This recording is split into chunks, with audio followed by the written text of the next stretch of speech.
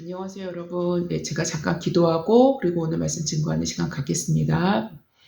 하나님 감사합니다. 하나님 오늘도 주의 말씀 앞에 우리 모두 섭니다. 하나님 이 시간 가운데 주께서 함께하여 주셔서 하나님 성령과 진리로 우리와 함께하여 주시옵소서. 그리고 진리 대신 그 진리의 영 대신 성령께서 하나님 우리 가운데 함께하여 주시사 하나님 이 모든 말씀들이 말씀으로 참된 말씀으로 하나님의 말씀으로 살아날 수 있는 그러한 시간이 되기를 참으로 원합니다.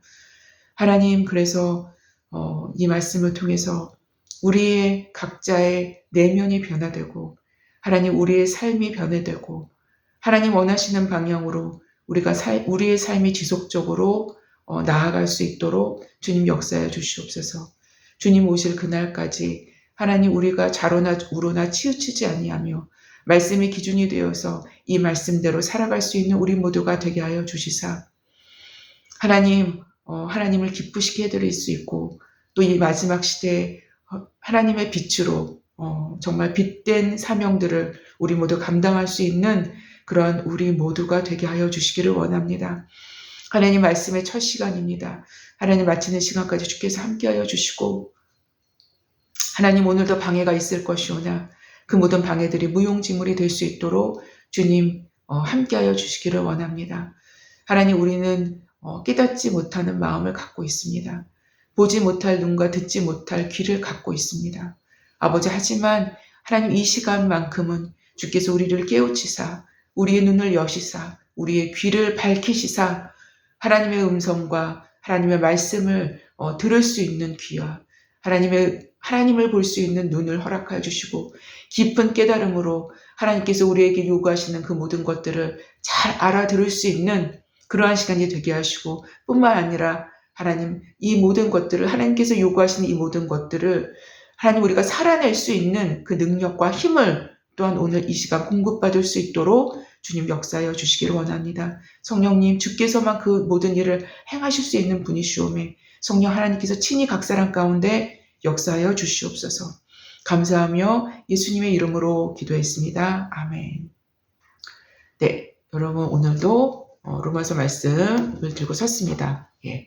로마서 본론 네 번째 시간 계속 갖고 있고요. 네, 이스라엘의 구원과 하나님의 절대 주권에서 이제 11장으로 들어오면서 저번 주부터 하나님의 경륜 안에 있는 이스라엘의 소망이라는 소제목으로 오늘 두 번째 시간을 갖게 될 것 같습니다. 네, 그래서 본문은 그래서 로마서 11장 2절부터 4절까지로 제가 잡았습니다. 예, 그래서 제가 한번 로마서 11장 2절부터 4절까지를 봉독해 보겠습니다. 네, 2절입니다. 네.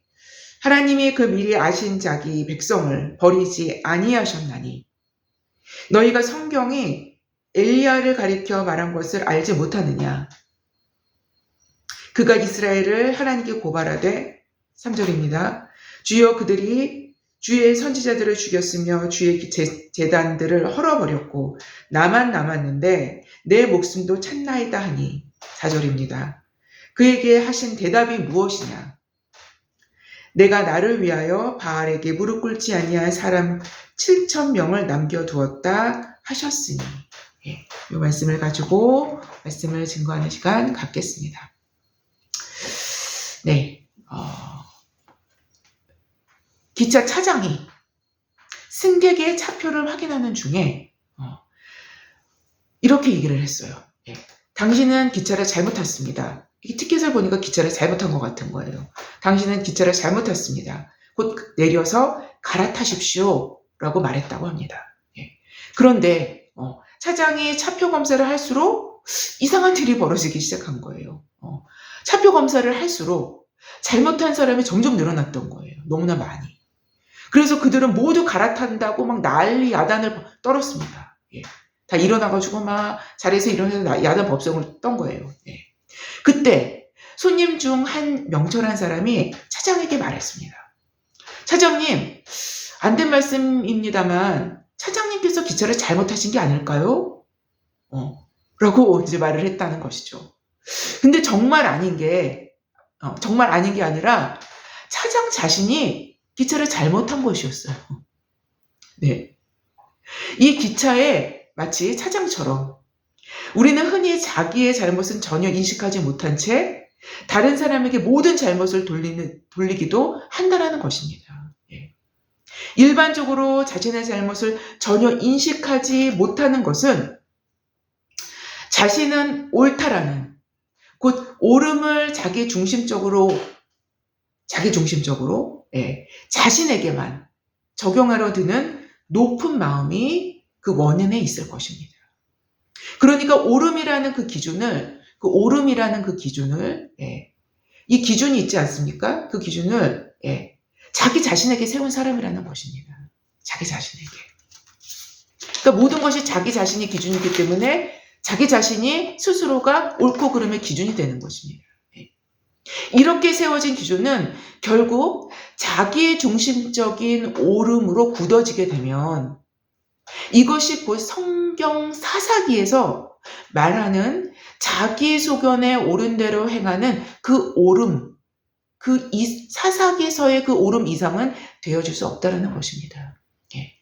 사실상 사사시대의 시대상을 잘 표현해주는 말이 바로 자기 소견에 옳은 대로 행하였더라 라는 말씀에 있는 거예요. 이런 이 표현은 하나님의 말씀이 기준이 되는 옳음과 상반된 그리고 대비적인 옳음의 형태로 가장 부패했던 시대의 소산물에 지나지 않는 것임을 성경은 증언합니다. 이게 바로 성경 시대에서 가장 부패했던 시대의 시대상의 모습이었었던 것입니다. 다시 말씀드린다면 이렇게 자신이 기준이 된 옳음은 하나님 보시기에는 더 이상 옳음이 존재할 수 없는 인간의 부패한 본성의 산물뿐이 되지 않는다라는 것입니다. 하나님 보실 때는 그게 절대로 옳은 것이 아닙니다. 그쵸? 옳고 그름의 문제는 항상 그 기준을 갖게 되기 마련인데요. 그 기준에 있어서 하나님의 말씀, 곧 진리가 기준이 되지 않은 옳고 그름은 언제나 부패한 인간 본성의 기준을 따르게 되므로 사실상 옳음이 되어질 수 없고 그름이 되어질 수 없다라는 것입니다. 우리가 오늘 접하게 되는 로마서 11장 2절부터 4절에 나타나는 엘리야의 이야기를 통해서도 바로 이러한 문제를 우리는 생각해 볼 수 있게 된다는 것입니다. 엘리야에게서도 이런 부분이 있었어요.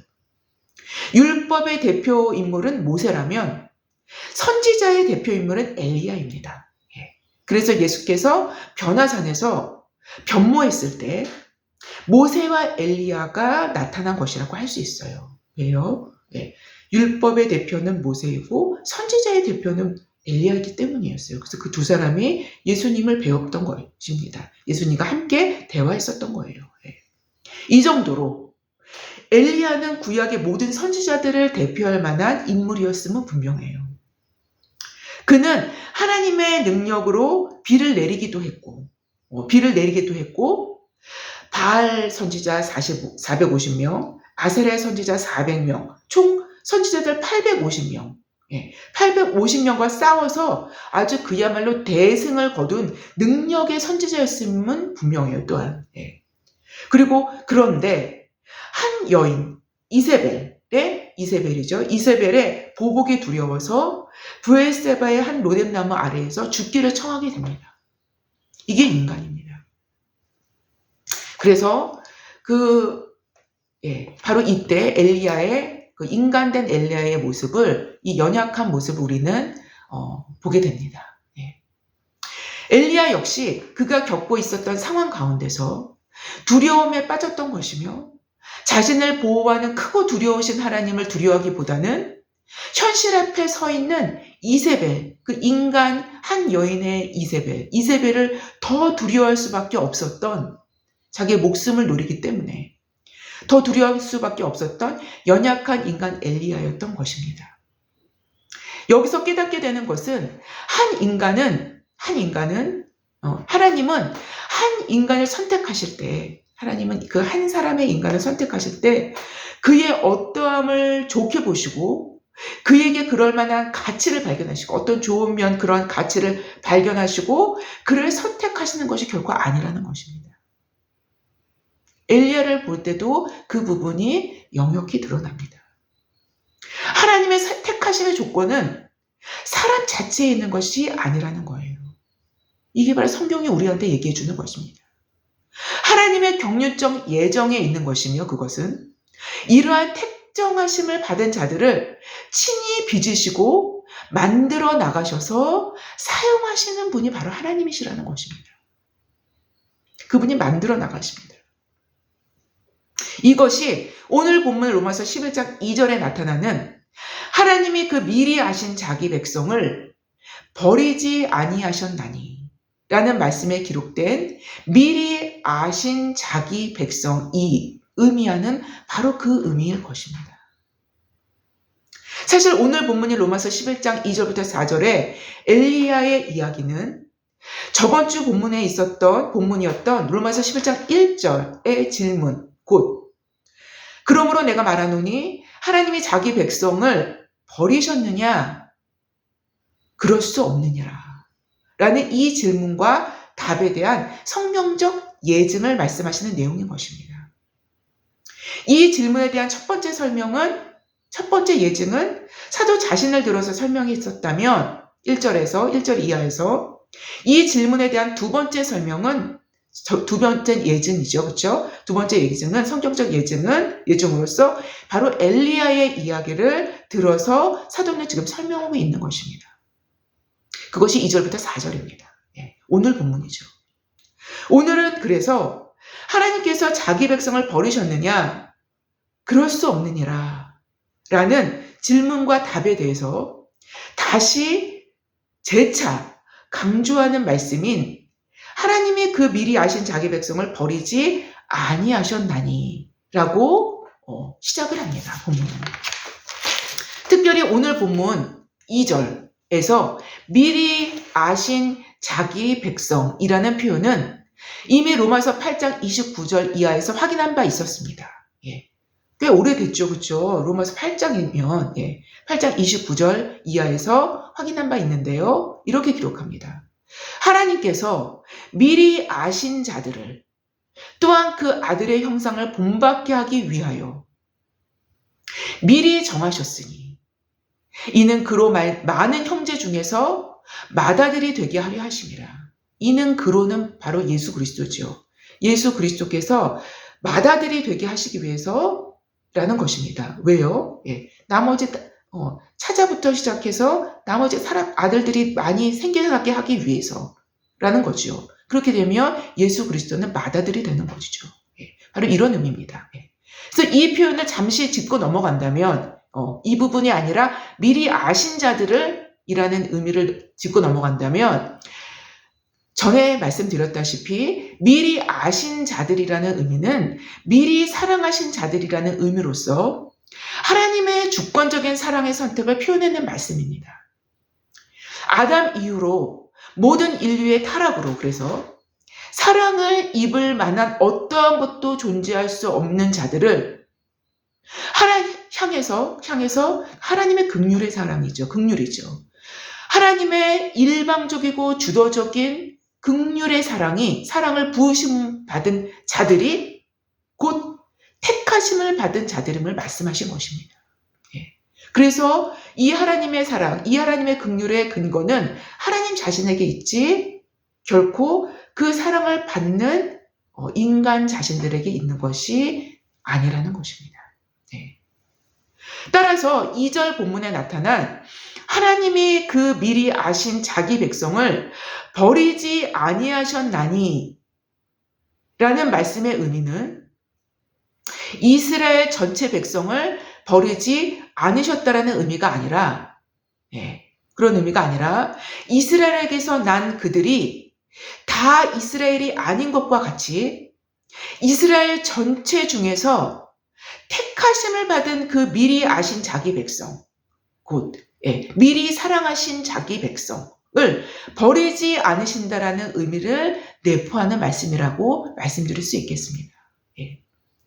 이어지는 11장 5절부터는 그 이후부터 오늘 본문이 아니죠. 5절부터는 그 미리 아신 자기 백성을 남은 자로 표현해내고 있습니다. 예. 로마서 이 흐름을 봤을 때 11장 흐름으로 봤을 때요. 결국 이스라엘의 남은 자로 인하여 사도는 지금 하나님이 자기 백성을 버리셨느냐?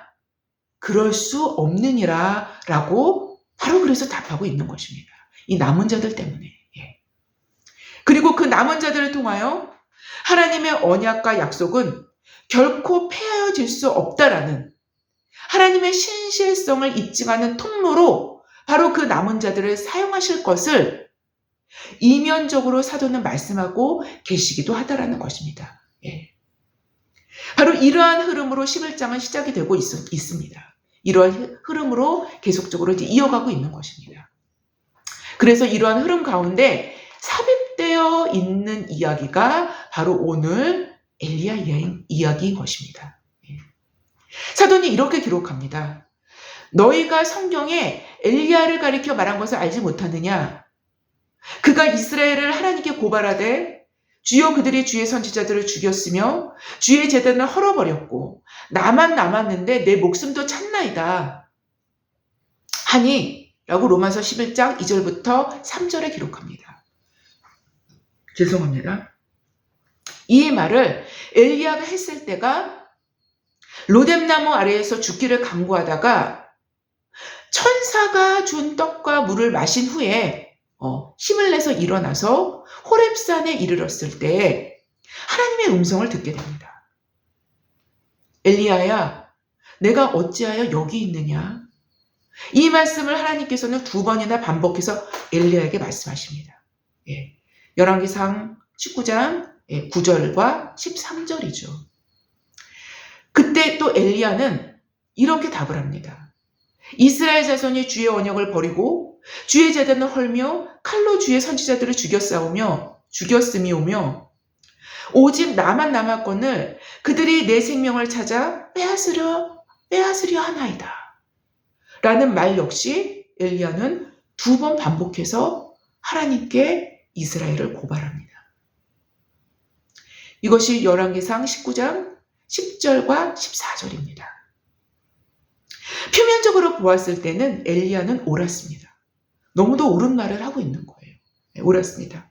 그는 야훼 하나님을 위해서 열심히 특심이었고 오직 하나님을 위해서 가장 최전선에서 그야말로 최전선에서 바알과 아세라 선지자들과 싸워온 그야말로 믿음의 용장이었었던 것입니다. 또한 어떤 면에서는 지금 엘리야가 보는 시각이 객관적으로는 옳았었을 법합니다. 객관적으로는.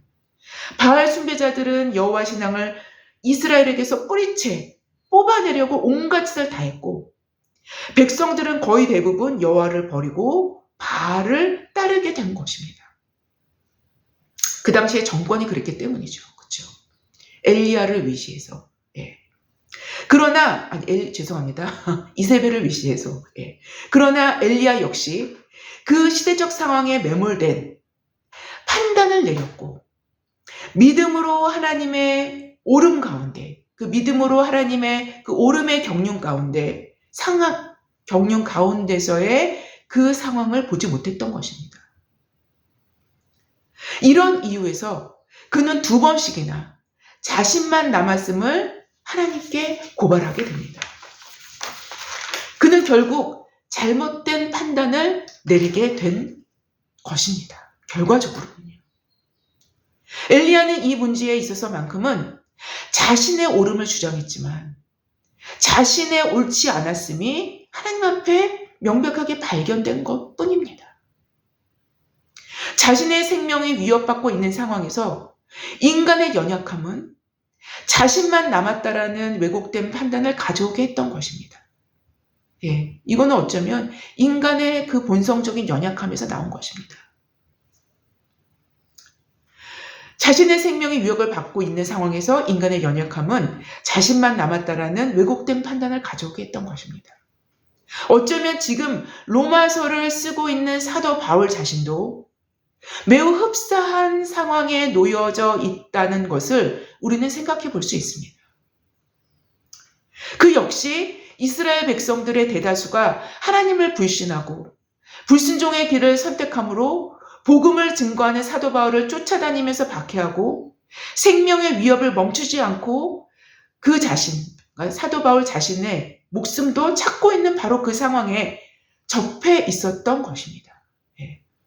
그러나 사도는 엘리야처럼 인간적인 두려움에 빠져 자신만 남았다라는 자신의 옳음을 주장하지 않고 오히려 엘리야의 이야기를 통해서 하나님의 놀라운 섭리를 찾아내게 됩니다. 바로 하나님 자신을 위하여 바알에게 무릎 꿇지 아니한 7,000명의 남겨진 사람, 그 남은 자가 있다라는 사실을 사도 바울은 기억합니다. 그렇다면 사도는 지금 무슨 말씀을 하고 계시는 것일까요? 하나님께서는 자기 백성을 버리셨느냐? 결국 그럴 수 없다라는 것입니다. 그럴 수 없다라는 것입니다. 라고 말씀하시면서 엘리야 시대, 곧 바알 숭배가 극에 달했던 이 악한 시대에서도 하나님께서는 7,000명의 자기 백성, 남은 자들을 비밀히 숨겨두셨듯이 그와 동일하게 지금 현재 곧 사도 바울이 이 로마서를 쓰고 있는 이 시대에도 역시 하나님께서 비밀히 보존하신 남은 자가 있다라는 것입니다. 남은 자가 있다라는 거예요. 그리고 이 남은 자들이 참 이스라엘이요, 하나님이 미리 아신 자기 백성이며 그들을 통하여, 바로 그들을 통하여 하나님의 신실하심을, 그 약속을 변개하실 수 없는, 그 약속을 온전히 지키시는 그 신실하신 하나님을 입증할 수 있는 재료로 바로 그 남은 자들을 사용하실 것이라는 것입니다. 그 남은 자들을 사용하여 하나님의 신실성을 입증하게 될 것이라는 말을 하고 있는 것입니다. 넌지시. 그래서 로이드 존슨이 이렇게 기록을 합니다. 엘리야 시대에 이스라엘 민족의 배교가 있었습니다. 엘리야 시대에 엄청난 배교가 있었어요. 이스라엘 민족적으로. 엘리야 시대에 이스라엘 민족의 배교가 있었습니다. 만일 그 상황을 표면적으로만 본다면 여러분은 당연히 엘리야가 옳았다라는 결론을 내릴 것입니다. 그러나 중요한 점은 엘리야가 완전히 틀렸다라는 것입니다. 사도는 지금 정확하게 똑같다고 말합니다. 나는 이스라엘인이며 그리스도인이다. 그러나 나 혼자만 남은 것이 아니다. 라고 이 본문에 대해서 로이드 존스가 주석합니다. 그렇습니다. 사도는 지금 엘리야 이야기를 예증으로 들면서 나 혼자만 남은 것이 아니다 라는 것을 말하고 있는 것입니다. 이스라엘의 구원 문제에 있어서 남겨진 7,000명이 있다라는 것입니다. 그에게 하신 대답이 무엇이냐? 내가 나를 위하여 바알에게 무릎 꿇지 아니한 사람 7,000명을 남겨두셨다 하셨으니 로마서 11장 4절 그 다음 본문입니다. 하나님은 하나님 자신을 위해서 바알에게 무릎 꿇지 아니한 사람을 남겨두십니다. 여러분, 그렇다면 바알은 무엇입니까? 바알은 무엇입니까? 이게 굉장히 중요합니다. 바알이 무엇인지를 알아야만 합니다. 바알은 고대에 숭배해 왔던 신으로서 더 이상 현대에는 그 흔적조차 찾아볼 수 없는 고대 시대의 유물 정도를 생각해야만 합니까? 그게 절대로 아니라는 것입니다. 바알에게 무릎 꿇는 일들은 현 시대에는 어쩌면 더 많이, 더 뿌리 깊이, 더 집요하게 자연되고 있는 일이라는 것입니다. 바알 숭배는 곧 무엇을 의미합니까? 풍요의 숭배입니다. 풍요 그 자체를 숭배하는 거예요. 그게 바알 숭배. 풍요로움을 숭배하는 것은 예나 지금이나 인간 본성상 너무나 잘 들어맞습니다. 마치 볼트와 너트처럼 들어맞아요. 풍요를 숭배하는 거는 인간 본성상. 사실 인간이 욕심을 내는 돈이나 명예나 권력 등도 따지고 보면 이 풍요로움과 풍요로움과 번영이라는 의미 안으로 귀속될 수 있는 요소들입니다. 모든 것이다. 바로 이 시대, 곧 현 시대 역시 풍요로움과 번영을 추구하고 그것을 숭배합니다. 이것이 정확히 바알 숭배인 것입니다. 바알은 고대 시대에는 특히 팔레스타인 지역에서는 비와 우레, 우레의 번개죠. 비와 우레의 신으로 형상화되어 왔었습니다. 고대에는. 그 이유는 땅이 메마르고 가뭄이 잦았기 때문에 이 엘리야 시대에도 가뭄이 오지 않았었습니까? 엄청난 가뭄이. 가뭄이 잦았기 때문에 비와 우레를 통해서 땅이 비옥해져서 식물들을 생산케 할 수 없었기 때문이었습니다. 이렇게 되면 풍요로움과 번영을 누릴 수 없지 않습니까? 다시 말씀드리겠습니다. 그 이유는 땅이 메마르고 가뭄이 잦았기 때문에 비와 우레를 통해서 땅이 비옥해져서 식물을 생산케 할 수 있었기 때문에 그래서 바알 숭배를 했던 거예요. 비와 우레의 신을 섬겼던 것입니다. 이 비옥한 땅을 위해서. 이렇게 되면 풍요로움과 번영을 누릴 수 있었기 때문이죠. 다시 말씀드린다면 그들은 바알을 통해서 풍요로움과 번영을 숭배해 온 것입니다. 곧 바알은 풍요로움과 번영의 신인 것입니다. 그것을 섬겼기 때문에. 이러한 바알 숭배가 그토록 끈질기게 야훼 신앙을 위협했던 이유는 바알 숭배 자체가 인간의 부패한 본성과 육신적인 원함에 정확히 맞아떨어집니다. 정확히 맞아떨어져요. 그 맞아떨어지는 어떤 것을 제공한다라는 거예요. 반면에 야훼 신앙은요, 인간의 부패한 본성과 육신적인 원함과는 완전히 대비되는 상극적인 측면을 갖고 있기 때문에 인간들은 손쉽게 바알을 더욱더욱 원하고 숭배해 온 것입니다. 백성들은, 이스라엘 백성들이 특별히 악한 것이 아닙니다. 다른 다른 민족보다 사실상 본질적으로는 같습니다. 그렇다면 우리 시대, 현 시대는 다릅니까? 인간이 달라졌습니까? 인간이 달라졌어요, 여러분? 이런 면에서 인간이 달라졌습니까? 그렇지 않습니다. 전혀 달라진 것이 없습니다. 오히려 더 극대화된 것이죠. 우리 시대에도 여전히 바알은 설치고 돌아다닙니다. 단지 표면의 옷을 바꿔 입은 거예요. 표면의 옷만을 바꿔 입은 것입니다. 고대 시대에는 풍요를 주기 위해서 번영을 산출해내기 위해서 비와 우레의 신의 모습으로 옷을 입고 나타났다면 우리 시대에는 풍요로움과 번영을 주기 위해서 과학과 AI의 모습으로 옷을 입고 나타나는 것일 뿐인 것입니다. 그리고 일반적으로는 돈이나 권력이나 명예 등으로, 쾌락 등으로 이러한 모습으로 옷 입고 긴 인류 역사 가운데 지속해온 것입니다. 여러분, 바알에게 무릎 꿇지 않은 자라는 오늘 본문의 표현은 무엇을 그렇다면 의미할까요? 이러한 표현은 무엇을 의미한다라고 생각하십니까? 바알에게 무릎 꿇지 않은 자.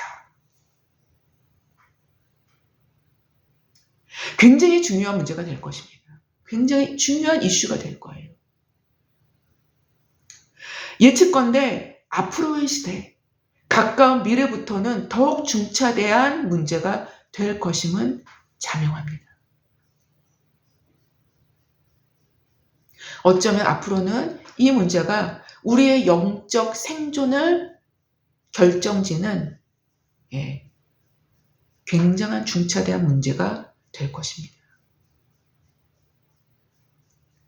왜냐하면 지금 환경학적으로나 과학이 어느 정도까지 다다랐는지를 조금이라도 아는 사람들은 끝을 향해 가속도가 붙은 우리 시대의 정황을 깨달을 수 있기 때문인 거예요. 마지막에 가까울수록 그리스도인이라면 집중할 수밖에 없는 이슈는 바로 남은 자, 곧 바알에게 무릎 꿇지 않은 자라는 이러한 의미에 집중할 수밖에 없다는 것입니다. 진짜 리얼 크리스찬이라면 말입니다.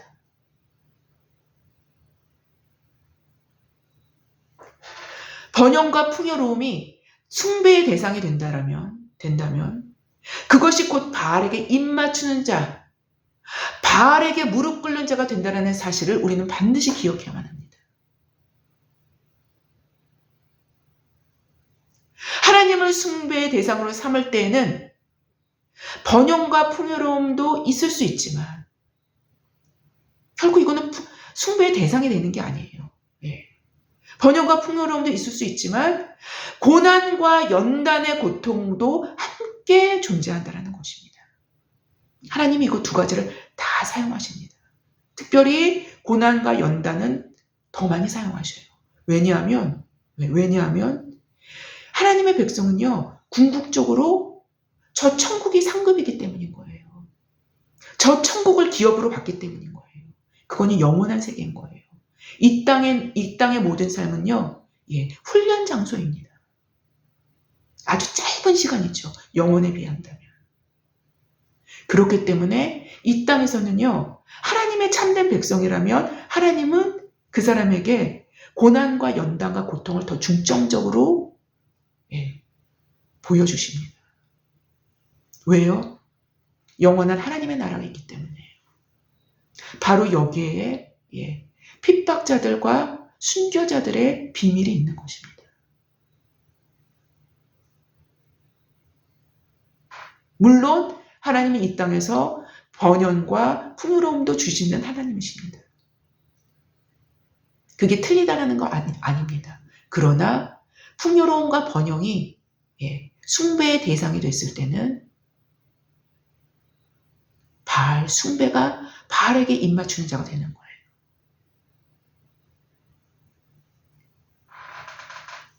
하나님은 인간 자신의 육신적인 것을 죽이시기 위해서라도 풍요로움과 번영만을 주시는 분이 결코 아니셔요. 그래서 다시 말씀드릴까요? 하나님은 인간 자신의 육신적인 것을 죽이시기 위해서라도 왜요? 우리를 천국으로 이끄셔야 되기 위해서, 우리를 하나님 백성 만드시기 위해서, 우리를 예수 그리스도의 형상으로 만들어 가시기 위해서, 아들의 형상을 본받게 하시기 위해서 하나님의 인간 자신의 육신적인 것을 그래서 죽이시기 위해서 풍요로움과 번영만을 주시는 분이 결코 아니라는 거예요. 오히려 육신과 원수되는 십자가의 길을 통해서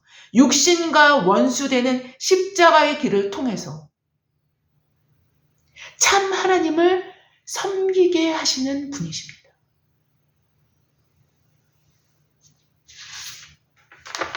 그래서 예수님의 제자도는 진리인 거예요. 완전한 진리인 것입니다. 참 하나님은 우리 인간이 육신을 입고 있는 한, 육신을 입고 있는 한 번영과 풍요로움을 통해서 진리로 인도하시는 분은 아니라는 거예요. 번영과 풍요로움만을 통해서 진리로 인도하시는 분은 아니에요. 왜냐하면 육신을 입고 있는 한, 육신의 한계 내에서라는 제한 범위가 설정되기 때문에 그 제한 범위 밖에 존재하는 진리를 깨닫기 위해서는 육신적인 것을 허물어뜨릴 수 있는 어떤 것을 필요로 한다는 거예요. 그 어떤 것을 통해서 진리가 열려지기 시작하기 때문인 것입니다. 여러분 이거 잘 기억하시기 바랍니다. 잘 기억하셔요. 다시 말씀드린다면 그 번영과 풍요로움이 참 하나님을 아는, 그리고 진리를 아는 것을 막아서게 하는 하나의 걸림돌 역할을 하게 됩니다. 예. 그 번영과 풍요로움이 이것은 우리가 육체 안에 걸 때, 육신을 입고 있을 때라는 전제하에 확실히 맞는 말인 거예요. 이 말은. 다시 말씀드릴게요. 그 번영과 풍요로움이 참 하나님을 아는, 그리고 진리를 아는 것을 막아서게 하는 하나의 걸림돌 역할을 하게 된다는 것입니다. 예. 이것은 우리가 육체 안에 걸 때, 육신을 입고 있을 때라는 전제 하에서는 이 말이 확실히 맞는 말이 되는 거예요. 육신을 입고 있을 때에는 사도 바울은 베드로든 요한도 예수님도 예수님의 어떠한 제자들도 풍요로움과 번영을 누린 적이 없고 그럴 마음조차 없었던 사람들이었다는 것입니다. 풍요로움과 번영은 우리의 육신을 극대화시킵니다. 극대화시켜요. 물론 어쩌면 제자들의 마음속 깊이에는 예수님을 통해서 뭔가 이렇게 크게 유명세를 타고 뭔가 이렇게 높아지고자 하는 마음이 그 예수님의 십자가 돌아가시고 부활하시기 전까지는 있었을 수도 있었어요. 예. 하지만 부활하신 예수님을 경험하고 그분이 진짜 하나님이었음을 그들이 정말로 인식했을 때에는 이런 모든 것들이 다 물거품이라는 사실들을 또한 알게 된 것이죠. 여하튼 풍요로움과 번영은 우리의 육신을 극대화시켜요. 극대화시킵니다. 우리의 육신은요, 뭘 먹고 사는 줄 아십니까? 풍요로움과 번영을 그거를 먹이로 먹고 삽니다. 이 육신이라는 거는. 그러나 십자가는 우리의 육신과 원수가 됩니다. 십자가는요, 우리의 육신과 원수가 돼요.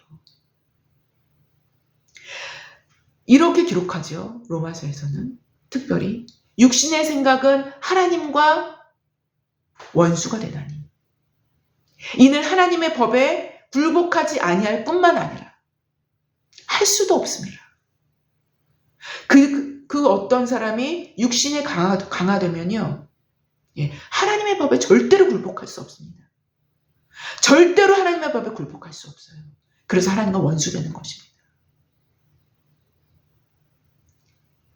육신에 있는 자들은 하나님을 기쁘시게 할 수 없느니라.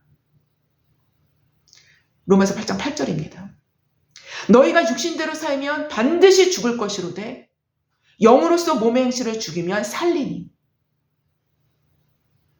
육신대로 살면 뭐라고요? 반드시 죽을 것이로되 영으로서 몸의 행실을 죽이면 살리니. 로마서 8장 13절 말씀. 현실에 우리 시대는 극대화된 육신을 찬양하며 환영합니다. 왜냐하면 풍요로움과 번영을 숭배하고 있기 때문에 이것은 자연스러운 결과물일 뿐이라는 거예요. 그것을 숭배하니까 그런 결과물이 나오는 것입니다. 분명한 사실은 그리스도인들이 자신의 풍요로움과 번영을 위해 자신의 풍요로움과 번영을 위해 하나님의 생명의 성령의 법, 하나님의 법을 손쉽게 어기고 가볍게 치부하려 든다면 그것은 정확히 하나님을 섬기는 것이 아니라 바알을 숭배하는 것을 매번 선택하는 것임을 분명히 아셔야 합니다. 분명히 아셔야 돼요.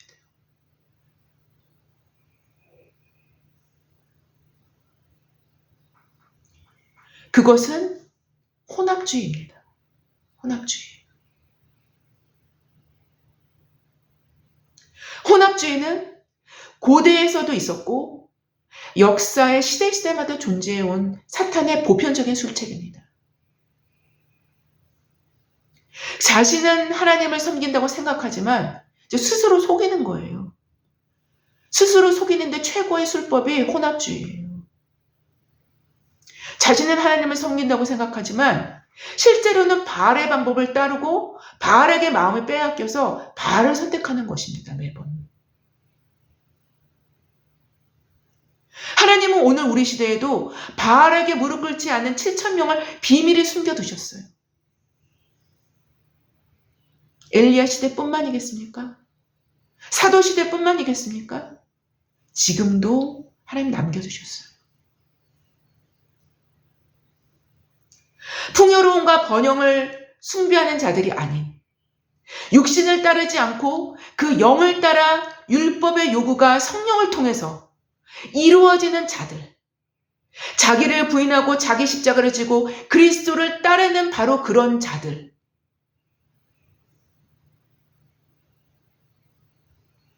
이런 자들을 하나님은 자신을 위해서 이 마지막 때에 남겨놓으십니다. 뽑아놓으십니다. 풍요로움과 번영 자체가 나쁜 것은 아닙니다. 이건 역시 하나님으로부터 옵니다. 사실상. 본질적으로. 그러나 풍요로움과 번영이 숭배의 대상이 되었을 때 그것은 정확히 바알에게 입맞추는 거예요. 바알에게 입맞추는 것입니다. 결국 누구를 섬기는가가 최후의 문제가 될 것임은 자명합니다. 이 마지막 때. 만약 하나님의 방법이 아닌 인간의 방법으로 하나님께서 주실 풍요로움과 번영을 누리려는 시도는 그것 자체가 한 가지를 선명하게 입증해 주는데요. 그것은 바로 풍요로움과 번영이 하나님을 밀어내고 그의 현실적인 숭배의 대상이 되었음을 보여주는 바로미터입니다. 현실적인 숭배의 대상. 그들의 사고에는, 그들의 관념에는 난 하나님을 믿어 이러고 있는 사람들입니다.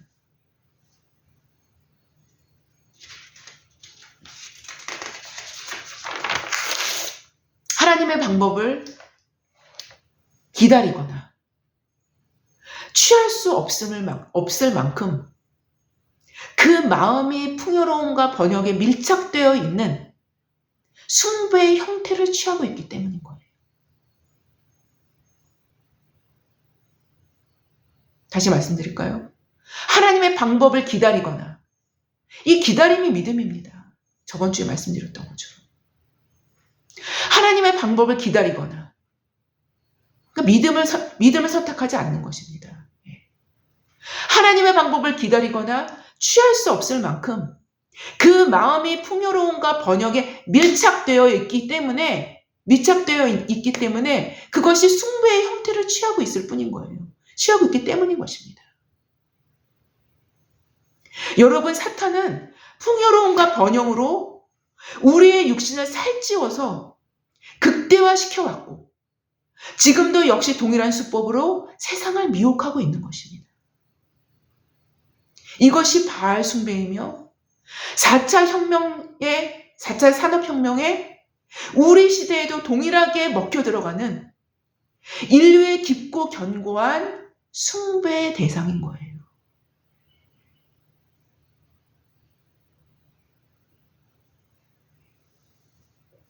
참 하나님과 그가 보내신 자 예수 그리스도를 진실로 알 때 우리는 바알에게 무릎 꿇지 않은 남은 자로 남아있을 수 있게 될 것입니다.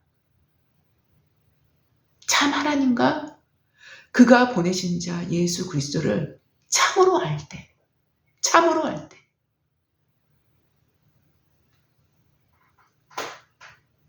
여러분 때가 얼마 안 남았습니다. 때가 얼마 안 남았어요. 때가 얼마 안 남았습니다. 엘리야처럼 자신이 기준이 된 자기 오름에 빠져 나만 남았다라는 오판을 했지만 엘리야는 하나님의 경륜 가운데 눈이 열린 사도는 나만 남은 것이 아니라 하나님 자신을 위해 남겨놓으신 남은 자들이 있음을 언급한 것입니다.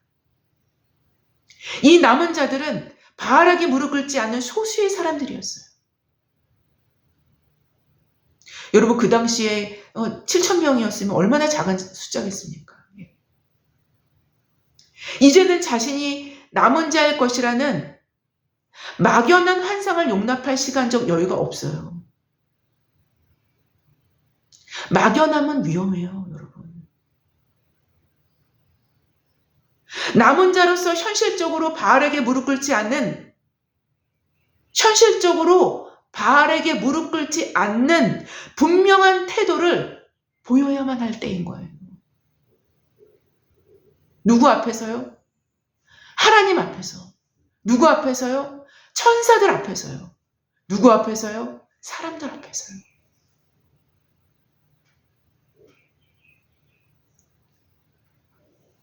그리고 사탄 앞에서요.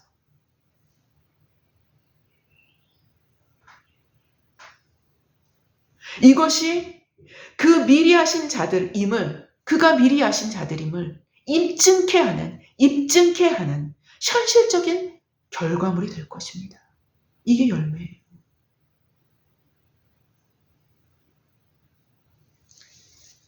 아무쪼록 이 마지막 때에 남은 자들을 모으시는 하나님의 경륜적 예정하심을 믿으며 하나님 모으십니다. 이미 모으시고 계셔요. 마지막까지 바알에게 무릎 꿇지 않고 그에게 입 맞추지 않고 가장 안전한 길, 그리고 보장된 길인 십자가의 길. 이게 보장된 길이에요. 이게 보장된 길입니다. 하나님 앞에서. 보장된 길인 십자가의 길을 묵묵히 걸어가시는 저와 여러분 모두가 되어지기를 주님의 이름으로 기도합니다. 제가 기도하고 마치겠습니다. 하나님 감사합니다. 오늘은 굉장히 중요한 말씀을 선포하게 하신 하나님께 감사드립니다. 아버지, 주님 이 말씀을 듣는 모든 자들에게 깨닫는 마음과 볼 수 있는 눈과 들을 수 있는 귀를 주시사 준비되어지게 하여 주시옵소서. 준비되어지게 하여 주시옵소서. 현실의 한복판에서 바알에게 입맞추지 않을 수 있는 담대한 믿음과 견고한 믿음으로 하나님 앞에 산 제사 드릴 수 있는 삶으로 나아가게 하여 주시옵소서. 감사하며 예수님의 이름으로 기도했습니다. 아멘. 감사합니다.